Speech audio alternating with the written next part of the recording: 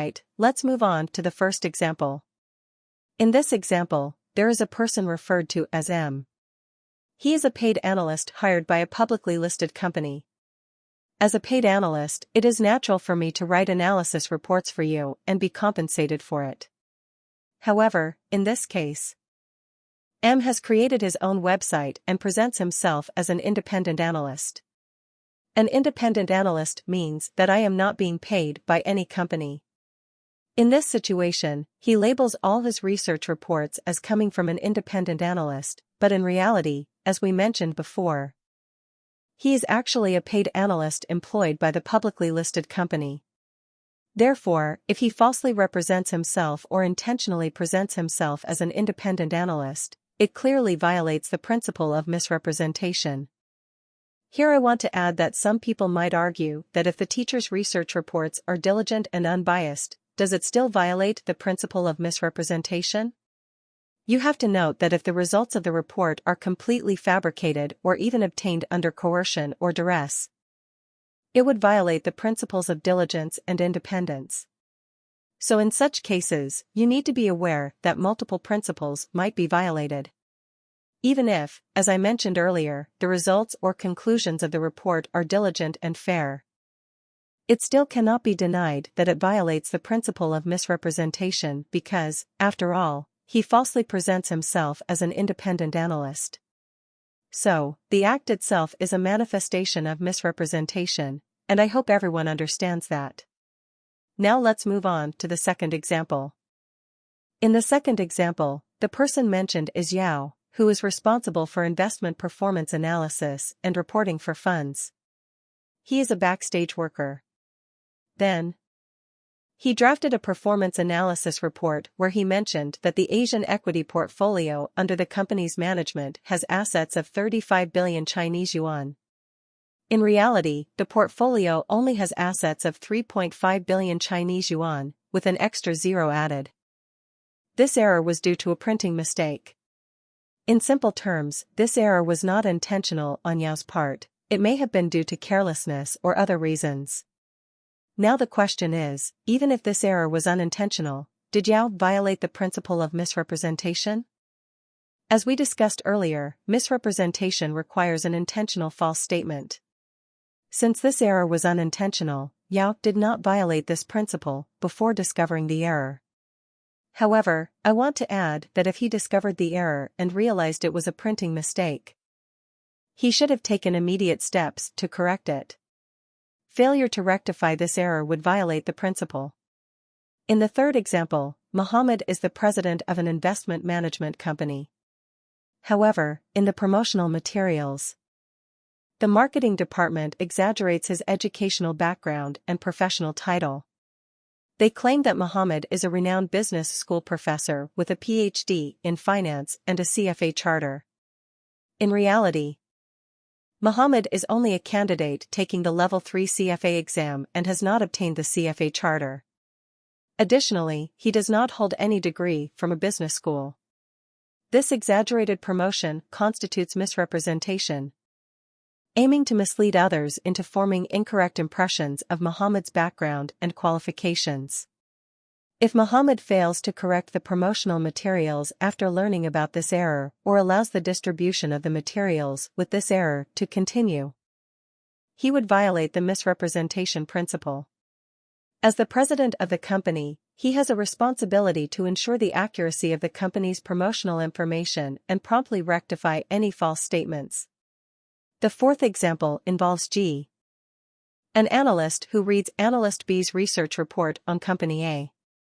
In this report, B presents various data, including preliminary results about an undisclosed new mineral deposit. G is interested in this data and obtains some data through his own connections. He then combines B's original data with the data he obtained and publishes a new research report. However, G fails to disclose the source of B's original data or cite and acknowledge B's research report. This constitutes a case of misrepresentation. G essentially stands on B's shoulders without disclosing the true source of the data he obtained, which could mislead others into thinking that he independently acquired this data.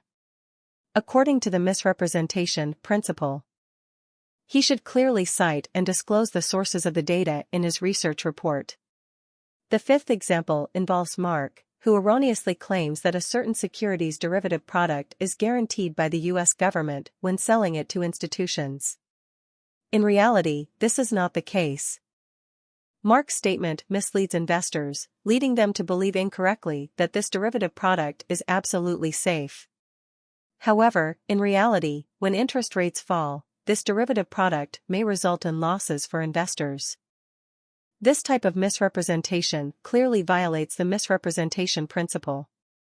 Mark intentionally misleads investors, causing them to have a false understanding of the risks associated with the derivative product. According to this principle, Mark has a responsibility to provide accurate information and ensure that investors can make informed decisions. The sixth example involves an investment advisor who advises clients to convert a portion of their high-risk equity investments into large denomination certificates of deposit guaranteed by a bank.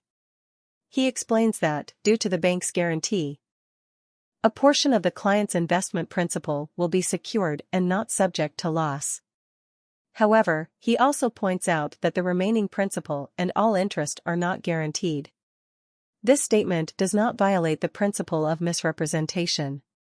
In many countries, banks have a certain level of insurance coverage for customer deposits, which means that if the bank goes bankrupt, a certain amount of deposits can be fully protected. Therefore, the investment advisor's statement is accurate: a portion of the principal can be guaranteed, while the remaining principal and interest are not protected. In our seventh example, we have a senior analyst who discovers some important factors missing from another analyst's research report. Their superior instructs them to add these key factors to the report and publish it under their own name. This situation clearly involves misrepresentation. Despite the analyst's efforts to make corrections, they used someone else's work, the original report, without proper citation. According to the misrepresentation guidelines, they should have cited the original report and indicated the modifications made. Moving on to the eighth example, we have individual B attending a seminar where they meet quantitative analyst J. J introduces a new model they have developed, highlighting its advantages and applications. Intrigued by the model, B decides to conduct further testing and research after the event. During the testing phase, B makes minor adjustments to the model, aiming to improve it or adapt it to specific needs. However, these modifications do not alter the core essence of the model, they are merely minor tweaks and adjustments. After some dedicated effort, B successfully obtains valuable results using the model. Satisfied and confident with these outcomes, B decides to proclaim that they have discovered an entirely new model, claiming it can create value for the company's clients. However, the issue arises when B makes these claims without citing the original model. Despite the minor modifications and improvements, B is essentially building upon J's research without giving J proper recognition and citation. This behavior violates the principle of misrepresentation because B fails to acknowledge that they have utilized someone else's intellectual labor and does not provide the appropriate attribution. Let's move on to our ninth example, number 9. Here, individual Z is preparing an analytical report aiming to educate readers about various financial concepts, such as the price-earnings ratio and standard deviation. While we mentioned earlier that it's acceptable to explain these concepts in simple terms, Z chooses to directly quote descriptions of these concepts from other sources without acknowledging the origins. This behavior raises concerns. While expressing these concepts in their own words would be acceptable, when quoting from other authors' works or articles about these fundamental concepts, proper attribution must be provided. Failure to do so would violate the guidelines of misrepresentation. Therefore, in Z's analytical report, if they use descriptions of concepts like the price-earnings ratio or standard deviation from other authors, it is essential to clearly indicate the sources to avoid misleading readers or violating academic ethical standards. Now let's move on to the 10th example. In this case, S is researching a magazine and comes across an interesting point raised by another author. He wishes to cite this viewpoint and asks how to go about it. As we mentioned earlier, the nested doll citation theory applies here. When you come across a viewpoint in a magazine, there are two ways to cite it. You can directly quote the viewpoint and attribute it to the author. Alternatively, you can cite both author B and mention that the viewpoint was published in magazine A. Both approaches are acceptable. However, what you cannot do is simply say, there is a viewpoint in magazine A without mentioning author B. Additionally, it is important to verify that author B did indeed make those conclusions in their research. Therefore, based on the content we covered in class, this question aligns with the theory discussed earlier. Let's move on to the 11th example. The protagonist, O, runs a private investment management company. It is normal for O to subscribe to research reports from large investment research firms and read them himself. However, the problem arises when O presents these reports as his own work and distributes them to clients. This clearly constitutes misrepresentation. Presenting someone else's research reports as one's own work and distributing them to clients is an unethical practice. It can be considered as knowledge theft. Therefore, in this situation, O's behavior is inappropriate and violates the principle of misrepresentation. Now let's consider the 12th example. The protagonist, Stanford, works for an investment management company and is responsible for managing the asset pool of Bank A and selling it to the bank's clients. However, he notices that the promotional materials of Bank A describe the assets in this pool as low risk and high yield, which is not the case. Therefore, there is a clear possibility of misrepresentation in these promotional materials. Stanford reports this situation to his superiors, but their response is to ask him not to interfere, claiming that this issue is unrelated to him or beyond his regulatory scope. They provide him with a thick manual that points out some details on page 184 of the bank's materials. In this situation, if Stanford follows his superior's advice and allows the dissemination of erroneous materials to continue, he would be complicit in misrepresentation. Therefore, Stanford should take action to stop this misleading promotional material.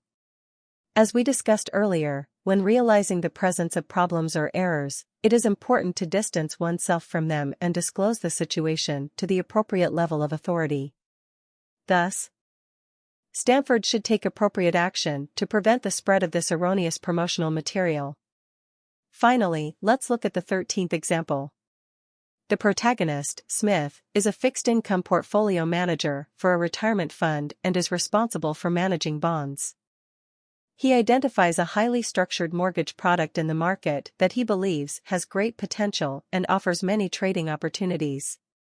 However, during the team communication process, they suddenly realize that the product is too complex for their company to handle and cannot provide good trades and services to clients. In this situation, Smith ultimately decides not to include this product as a core component in his investment portfolio, which is the right decision. He made the appropriate decision based on the actual situation and the capabilities of the team, without violating any principles. Therefore, Smith's decision is correct. He made an appropriate decision based on the actual situation and the team's capabilities, without violating any principles. Moving on to the 14th example, it mentions a performance supervisor of a fund manager responsible for managing the performance of fund managers. When disclosing the company's performance externally, he avoids mentioning the fund manager's discretion in determining the reporting subject, i.e., the fund manager decides which performance and information to report. This behavior violates internal control regulations and the principle of truthful statement. In simple terms, the fund managers in this company have the discretion to choose which performance and information to report, and this fact is not disclosed to the public. Therefore, even if the underlying data disclosed in the end is accurate, the selective disclosure, also known as cherry picking, leads to misleading information and violates the principle of misrepresentation. So, the rationale behind this question is quite simple. In the 15th example, It describes a sales director of a commercial bank responsible for selling third-party funds to clients and using outdated promotional materials to solicit business. The problem is that the sales director knowingly continues to use these outdated materials. Does this violate the principle of misrepresentation? If he were unaware that these materials were outdated, then it might be forgivable. However, the issue is that he is fully aware that these materials are outdated but still uses them. This behavior is considered deliberate, thus violating the principle of misrepresentation. In the final example, it introduces the Chief Compliance Officer, Anson, of a company that owns 8 funds, with only one fund performing well while the other 7 underperform. Anson approves the company's latest advertisement, which claims outstanding returns achieved by the company for investors, specifically mentioning one fund called the Emerging Market Equity Fund, which has outperformed the industry average over the past 10 years. The question is, if this advertisement quote reflects the truth, does it not constitute misrepresentation? Some might argue that it does not violate the principles, right? However, you need to consider